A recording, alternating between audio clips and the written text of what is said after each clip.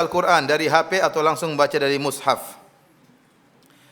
Insya Allah sama ya. Yang penting kita membaca dan kita melihat ya. Dan sekarang ada kemudahan dengan HP, kita tidak perlu bawa Al-Quran.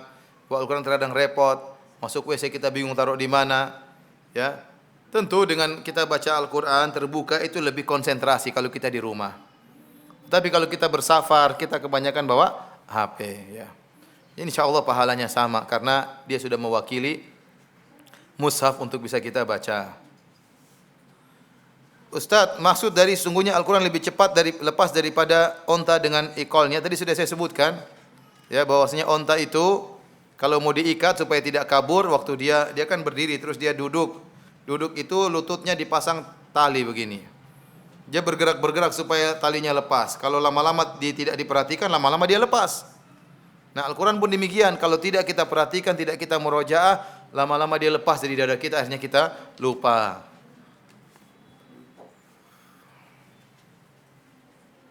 Saya pernah mendengar bahwa seorang penghafal Quran bisa menolong 7 saudaranya masuk surga. Apakah benar? Saya tidak tahu tentang hal ini.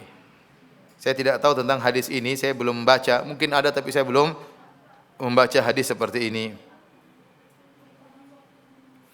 Bagaimana untuk istiqomah muraja Al-Quran? Untuk bisa istiqomah muraja Al-Quran, kita baca dalam solat. Ibu-ibu kalau solat, misalnya solat rawatib, solat di rumah, suratnya ganti-ganti. Terutama solat malam, itu di antara hal yang memacu kita untuk bisa muraja Al-Quran. Selain kita baca waktu ada baca khusus, kita baca tatkala dalam solat. Ini membantu seorang untuk kuat hafalannya. Wallahu a'lam bishawab.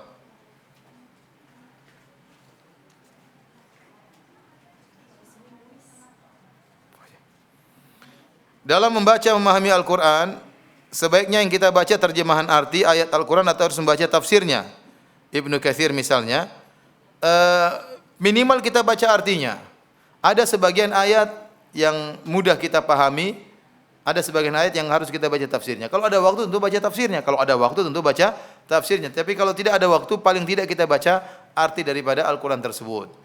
Karena orang yang kalau baca Al-Quran dan dia tahu artinya, dia akan lebih khusyuk dalam solatnya dibanding orang yang baca Al-Quran dan dia tidak tahu artinya.